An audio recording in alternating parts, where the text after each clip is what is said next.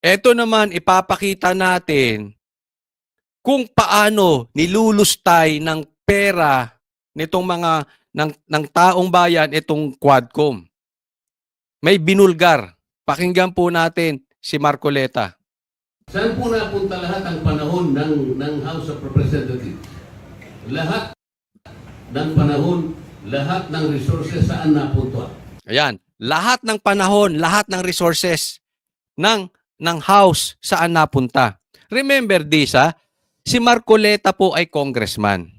Okay? So hindi po siya yung ordinaryong Pilipino na sasabihin na katulad ko, na ordinary citizen, na baka sabihin nyo, hindi, galit lang talaga kayo sa Quadcom. Hindi. Si Marcoleta po, congressman. Nakikita niya yung nangyayari dito sa Quadcom. Yan ay paglulustay ng pera. Saan napupunta ang panahon? Yung panahon, bayad po yan ng taong bayan, ng congressman, ng House. Saan napupunta ang resources? Yung pera. Lahat na ginagamit para sa House, saan napupunta? Sa Quadcom. Anong trabaho ng Quadcom? Bastusin, idiin, pasamain, padumihin ang Duterte at the end, i-impeach si BP Sara. Wag na po tayong maglokohan. Kahit pula, alam nyo yan. Kahit na yung mga loyalista, alam nyo yan. Wag tayong magbolahan dito. I'm just talking about the facts. Alam niya ng dilaw, alam niya ng pula. Alam niya ni Trillanes, alam niya ng mga idol nyo. Pera ng taong bayan na buhos, panahon ng House para tanggalin si BP Sara. Quadcom. Inimbita po ang Pangulong Duterte. Yung Quadcom ay pinag-isang apat na komite. Ang Quadcom pinag-isang apat na komite. Okay, so apat na komite, nilagay nila sa isa. So ibig sabihin, yung Quadcom composed of 4 committees. So matindi. Ang ibig sabihin, bakit mo pagsasamahin? Anong purpose? Ibig sabihin, meron silang matinding proyekto. Ito bang proyekto na ito bang gagawin ng Quadcom ay makakatulong sa taong bayan? Kasi pinagsama-sama nyo yung komite. So we expect na malaki ang responsibilidad nito. Malaki ang matutulong nito sa taong bayan. Oh, anong ginawa ng Quadcom? Na ang kanilang gawain ay usigin ng isang tao lang. Yun. Yun yung sinasabi ko, wag na natin paikot-ikutin kahit pula, kahit mga loyalista ni Marcos, kahit yung mga loyalistang vloggers ni Marcos, mga taga-sunod ni Marcos, alam yan. Dikdikin ang Duterte. Wala po ito sa kasaysayan ng ating bansa. Yun ang masakit. Yan, may na-interview kami, di ba? Nakalimutan ko yung pangalan niya. Na-interview kaming tumatakbong congressman sa SMNI. O, doon nga pala sa mga commercial, doon sa mga hindi pa nakakaalam, ang Banateros po ay may programa sa SMNI. Ang talagang number 1 nagsasabi ng katotohanan na mainstream media SMNI. Monday to Friday, 8 p.m. Okay, so asa na tayo? Nawala ako. Ulitin nga natin. Ng ating bansa na nangyari ito. Ngayon lang nangyari. Ayun, nangyari. Sinabi niya, matagal na siyang congressman. Yung pagdinig, hindi lang po si Marcoleta, yung mismong tao na yun na na-interview namin, yung pagdinig na ginagawa sa presidente at yung paghahabol nila sa confidential funds ni BP Sara, ngayon lang nangyari sa administrasyon mo, Marcos. Dahil hinayaan mo ang iyong pinsan maging speaker. Marcos, you have blood in your hands. Kahit kasabwat ka dito or hindi, indirectly, you cannot excuse yourself. Because you are the president, why did you allow your cousin to be the speaker? delikadesa, Marcos. Kung meron ka. Ang pag-uusisa po ng isang krimen o paggawa ng krimen o anumang krimen na kinasangkutan ng isang tao, yun po ay gawain ng piskalya. Yung pag-uusisa, kung may nagawang masama ang isang tao, let's be specific, Quadcom. Yung may nagawang krimen, trabaho po yan, yung pag-uusisa at pag-iimbestiga ng piskalya bago iaakyat sa korte. May pagkaabusado ito eh. If you go beyond your power and you abuse your power, anong tawag sa'yo? Eh di abusado. Ganun kasimple. Hindi nyo trabaho mag-usisa.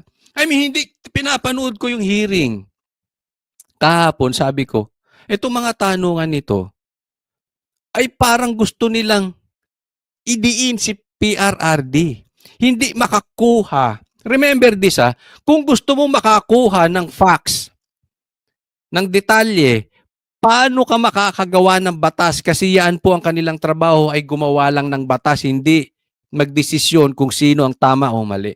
Dapat inimbitahan nyo yung magkabilang panig. Yung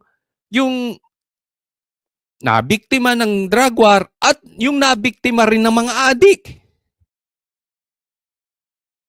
Yung mga gusto sa drug war at saka yung mga ayaw sa drug war. Sinong natulungan ng drug war at sino ang nakawawa ng drug war? Bakit? Patas dapat dahil gagawa kayo ng batas. Hindi kayo maghuhusga. Eto mga ito, I mean, we cannot blame the people kung tinatawag kayong abusado. Kasi ginagamit ninyo yung posisyon ninyo, yung kapangyarihan ninyo para idiin ang inyong kaaway. So mas naniniwala ang taong bayan na remember this. Mas naniniwala ang taong bayan na this is politically motivated. Mas naniniwala ang taong bayan kay BP Sara.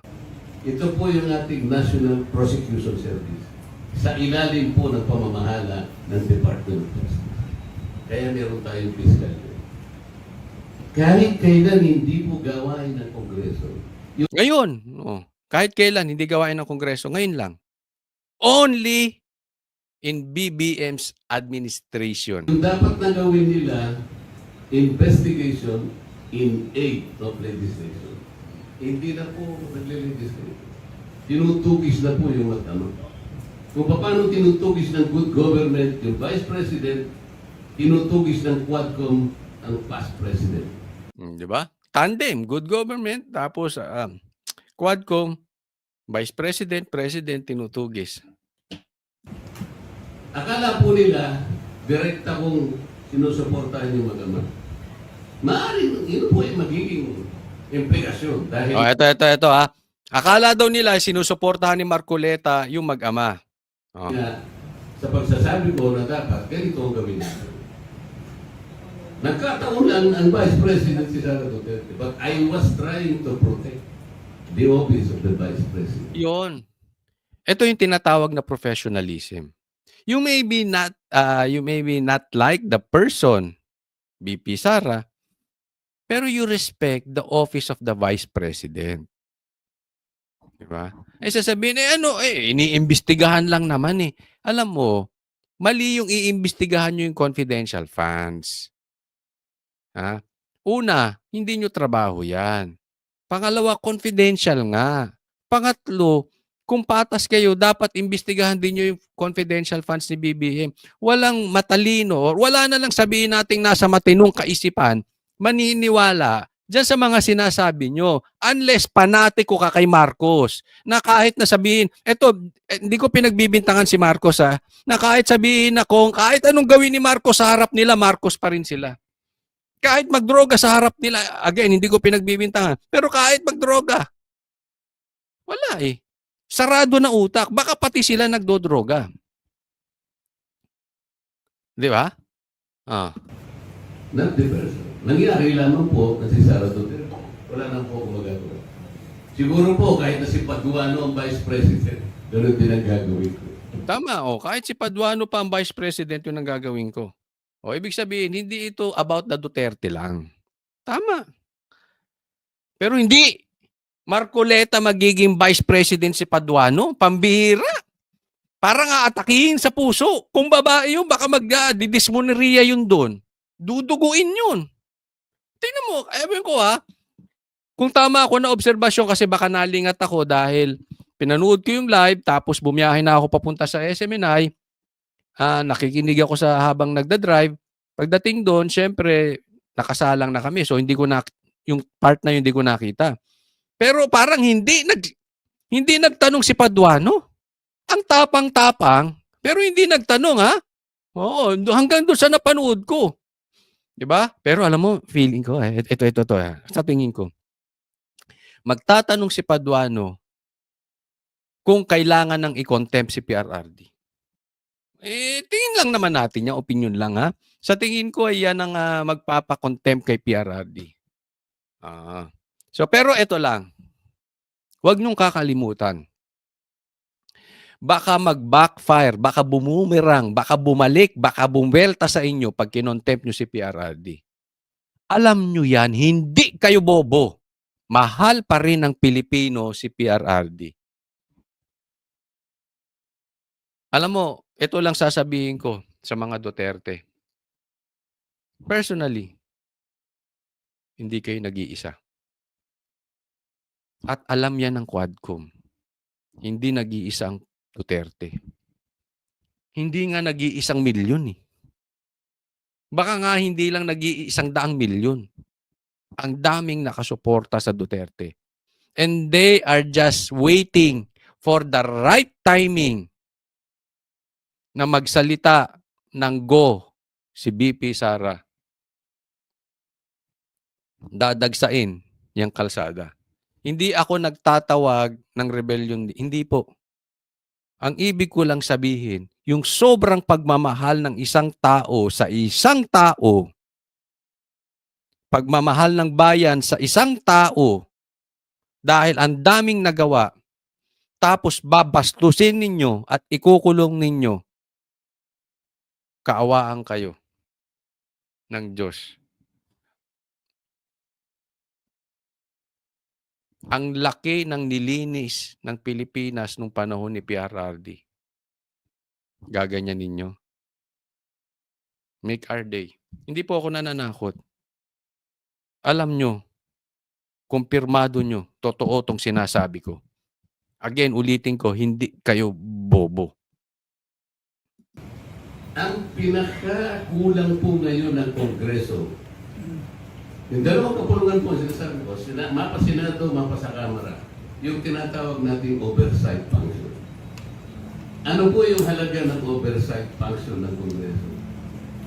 Lahat po ng batas na ginawa ng Congress, dapat meron pong magbantay doon sa pagpapatupad nito. Wala na pong nagbabantay. Yan totoo Wala nang babantay. Yung batas na ginawa, dapat may nagbabantay. Hindi lang yan. Wala nang nagbabantay sa pera kung saan napupunta. Diba? I choose to believe yung sinabi ni BP Sara na ang pera ng buong Pilipinas hawak ng dalawang tao lang. Speaker Martin, at saka itong si Saldico. Imagine ninyo, pera ng buong Pilipinas hawak nila. And do you think they are capable hawakan ng pera ng buong Pilipinas? You think responsable silang hawakan ng buong pera ng Pilipinas? Sa tingin ninyo, katiwa-tiwala na magagamit ang pera ng buong Pilipinas sa tamang paraan kung ang hahawak nito ay si Martin at si Saldico? Kayong pumili. As far as I'm concerned, mas gusto ko maniwala kay BP Sara kesa kay Martin. Ang layo naman. It's just like night and day. Ang layo po. At ako'y naniniwala. Tanong, may kakayanan ba sila? Meron ba silang karakter? Hawakan ang pera ng buong Pilipinas itong dalawang mama na ito? Ako? Ako tatanungin nyo? Opinyon ko? Hindi. Tingnan nyo, anong nagawang proyekto? Ayuda rito, ayuda rito, ayuda rito, ayuda rito. Ultimo sa tubig, pinakita ko. Lustay sila. Ilan na po ang lumalabas sa social media ang yayaman na ng itong mga ito? Na dati nagtatricycle lang. Apat na komite pinagsama-sama. Anong ginagawa? Duterte, Duterte, Duterte. Siraan ng Duterte, Duterte, Duterte. Habulin ng Duterte, Duterte, Duterte. Silipin ng Duterte, Duterte, Duterte. And in the end, i-impeach si Duterte. May kakayanan sila? Hawakan ng pera ng buong Pilipinas? Hindi, kayo tanongin ko. Halimbawa lang, may 100,000 ka. At busy ka. Gusto mong pahawakan ng pera mo. O sige, pahawakan ko na sa'yo yan. Yung mga expenses. Halimbawa lang to ha. Makikita natin ang karakter ng tao eh. Yung mga expenses, bahala ka na kasi busy ako. O ito, 100,000. Anong kailangan sa bahay? Kanino pahawakan? Kay Martin? O kay BP Sara? Kung pinahawa ko kayo kay BP Sara, baka pati kapitbahay ko natulungan. Kanino pahawakan? Kay Saldico? O kay PRRD?